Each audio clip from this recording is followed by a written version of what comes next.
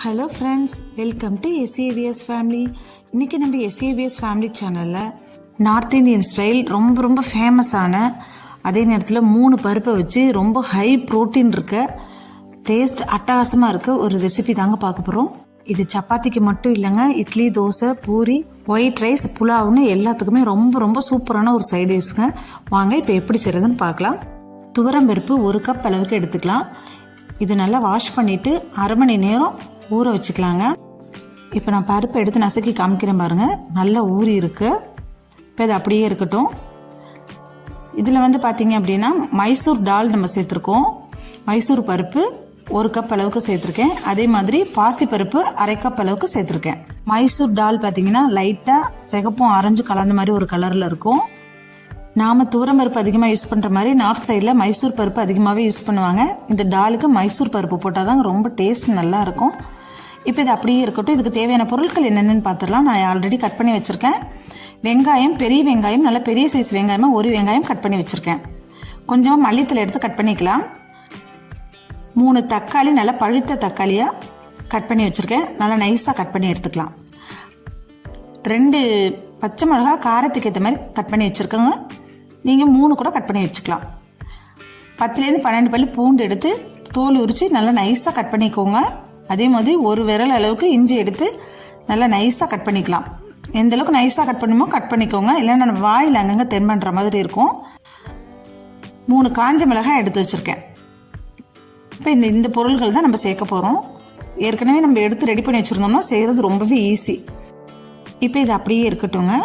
இப்போ ஒரு குக்கரை எடுத்துக்கலாம். இப்போ நம்ம குக்கரில் தான் இன்றைக்கி செய்ய போகிறோம். இதில் நம்ம ஊற வச்சுருந்த துவரம் பருப்பு இதில் சேர்த்துக்கலாங்க. நம்ம ஊற வச்சுருந்த தண்ணியோட சேர்த்துக்கலாம். ஏன்னா நம்ம கழுவி தானே ஊற வச்சுருக்கோம், அதனால் அந்த ஊற வச்ச தண்ணியும் சேர்த்துக்கலாம். இது கூடவே மைசூர் பருப்பையும் பாசி பருப்பும் ஊற வச்சுருக்கோம்ல, அதையும் சேர்த்துக்கலாம். இந்த மாதிரி 3 வகையான பருப்பை சேர்த்து செய்கிறப்போ டேஸ்ட்டும் நல்லாயிருக்கும், உடம்புக்கு ரொம்ப ஆரோக்கியமானதுங்க. இது வேகிறதுக்கு தேவையான அளவு தண்ணி சேர்த்துக்கோங்க. இது தண்ணி சேர்த்ததுக்கு அப்புறமா 1 ஸ்பூன் அளவுக்கு மஞ்சள்தூள் சேர்த்துக்கலாம். உப்பு 1 ஸ்பூன் அளவுக்கு சேர்த்துக்கிறேன். இதில் 1.5 ஸ்பூன் அளவுக்கு எண்ணெய் சேர்த்துக்கலாம். எண்ணெய் சேர்க்கறதுனால பொங்கி வெளியில் வலிஞ்சு வேஸ்ட் ஆகாமல் இருக்கும். பருப்பு நல்லா வெந்து மலர்ந்து வரும். இதில் 2 பூண்டு குட்டி குட்டியாக கட் பண்ணி சேர்த்துக்கிறேன். அதே மாதிரி கொஞ்சமாக இஞ்சி கட் பண்ணி சேர்த்துக்கலாம். இப்போ இது மூடி ஒரு 3 விசில் விட்டுக்கலாம். நம்ம ஊற வச்சு எடுத்துருக்கிறதுனால சீக்கிரமாகவே வெந்துடும். அதனால 3 விசில் விட்டாலே சரியாக இருக்கும். இப்போ ப்ரெஷர் அடங்கினதுக்கப்புறம் குக்கரை ஓப்பன் பண்ணிடலாம். பருப்பு நல்லாவே வெந்திருக்கு. இதை மற்ற வச்சு கடைய வேண்டாம், ஜஸ்ட் கரண்டி வச்சு ஒரு 2-3 முறை இந்த மாதிரி கலக்கி விட்டிங்கனாலே போதும். இந்த பருப்பு 1-2 இருந்தால் தான் நல்லாயிருக்கும். ரொம்ப நல்லா மை மாதிரி கடைஞ்சிட்டோம் அப்படின்னா அந்த டேஸ்ட் வராது. இப்போ நான் உங்களுக்கு எடுத்து காமிக்கிறேன் பாருங்கள். இந்த மாதிரி இருக்கணும், ரொம்ப நைஸாக கடைய வேண்டாம். இப்போ இது சரியான அளவுகளில் இருக்குது.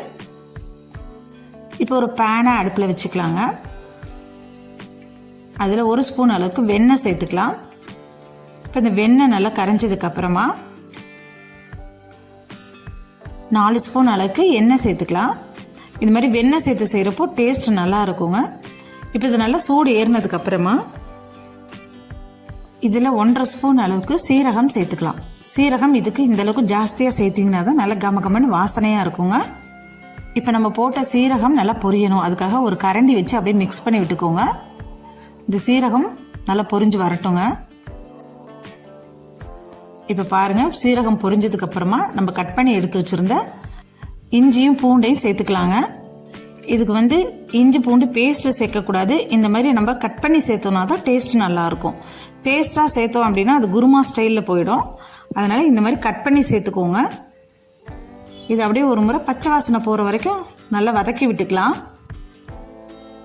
இப்போ நல்லா வதங்கி விட்டதுக்கப்புறமா இது கூடவே நம்ம கட் பண்ணி எடுத்து வச்சுருந்த வெங்காயத்தை சேர்த்துக்கலாம். வெங்காயம் நல்லா கண்ணாடி பதம் வரணும், அந்தளவுக்கு நல்லா வதக்கி விட்டுக்கலாம். இப்போ பாருங்கள், வெங்காயம் நல்லா வதங்கிருச்சு. இந்த டைமில் நம்ம கட் பண்ணி வச்சுருந்த பச்சை மிளகாயை இது கூடவே சேர்த்துக்கலாம். சேர்த்து விட்டு இதையும் ஒரு முறை கலந்து விட்டுக்கோங்க. இதில் இந்த 3 வரமிளகாய் எடுத்து வச்சுருந்தோம் இல்லையா, அதையும் சேர்த்துக்கலாம். சேர்த்து ஒரு முறை மிக்ஸ் பண்ணி விட்டுட்டு நம்ம கட் பண்ணி எடுத்து வச்சுருந்த தக்காளியை இது கூட சேர்த்துக்கலாம். 3 தக்காளி சேர்த்துருக்கோம். இந்தளவுக்கு சேர்த்தா சரியாக இருக்கும். இது பழுத்த தக்காளி அப்படிங்கிறதுனால இதில் இருக்க புளிப்புத்தன்மை போதுமானது. சின்ன சைஸாக இருந்தால் நீங்கள் 4 தக்காளி கூட சேர்த்துக்கலாம். இப்போ தக்காளி நல்லா மசிஞ்சு வரணும், அந்தளவுக்கு வதக்கி விட்டுக்கணும். இது அப்படியே ஒரு முறை கலந்து விட்டுக்கோங்க. இப்போ இதை நல்லா கலந்து விட்டதுக்கப்புறமா மூடி போட்டு ஒரு 2 நிமிஷம் நல்லா வேக வச்சுக்கலாம்.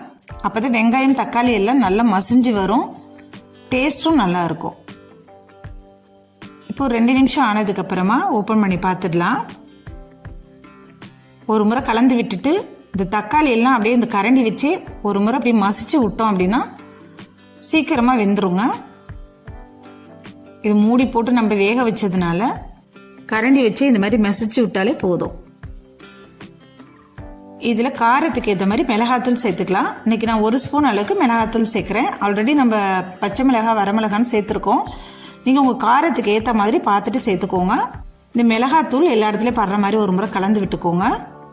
இப்போ கலந்து விட்டதுக்கு அப்புறமா இது கூடவே உப்பு இதுக்கு தேவையான அளவு சேர்த்துக்கலாம். நான் ஒரு 1.5 ஸ்பூன் அளவுக்கு சேர்த்துக்கிறேன். ஆல்ரெடி வேக வைக்கிறப்ப 1 ஸ்பூன் அளவுக்கு சேர்த்துருக்கோம். அதுக்கேற்ற மாதிரி பார்த்துட்டு தேவையான அளவு உப்பு சேர்த்துக்கலாம். உப்பு சேர்த்ததுக்கு அப்புறமா ஒரு முறை கலந்து விட்டுக்கோங்க.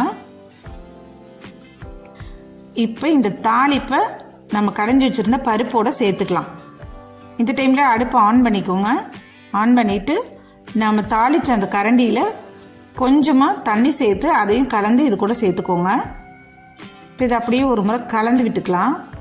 நம்ம சேர்த்துருந்த தாளிப்பு அந்த பருப்பில் எல்லா இடத்துலையும் படுற மாதிரி ஒரு முறை கலந்து விட்டுக்கோங்க. இதில் பெருங்காயத்தூள் ஒரு 1/2 ஸ்பூன் அளவுக்கு சேர்த்துக்கலாம்.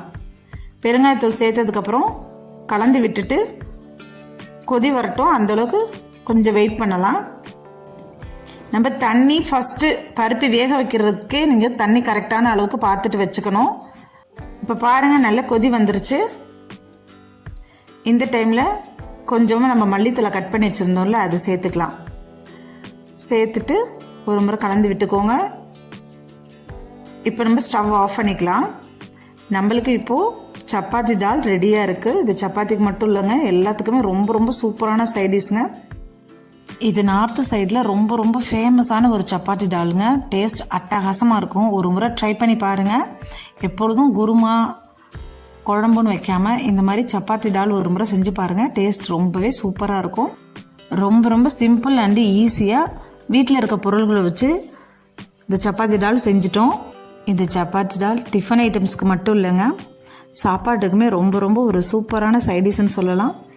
இதே மாதிரி நீங்களும் வீட்டில் ட்ரை பண்ணி பார்த்துட்டு எப்படி இருக்குன்ட்டு கமெண்ட் பாக்ஸில் கமெண்ட் பண்ணுங்கள். நம்ம சேனலை இப்போ தான் ஃபஸ்ட் டைம் பார்க்குறீங்கன்னா சப்ஸ்கிரைப் பண்ணிவிட்டு கூடவே பெல் ஐக்கானை ப்ரெஸ் பண்ணுங்கள். அப்போ தான் நான் போடுற எல்லா வீடியோஸும் உடனே உங்களுக்கு நோட்டிஃபிகேஷனாக வரும். இந்த வீடியோ உங்களுக்கு பிடிச்சிருக்குன்னு நினைக்கிறேன். பிடிச்சிருந்துன்னா லைக் பண்ணுங்கள். உங்கள் ஃப்ரெண்ட்ஸ் அண்ட் ஃபேமிலி மெம்பர்ஸ்க்கு நிறைய ஷேர் பண்ணுங்கள். திரும்ப உங்களை நான் வேறொரு வீடியோவை சந்திக்கிறேன். பாய் பாய்.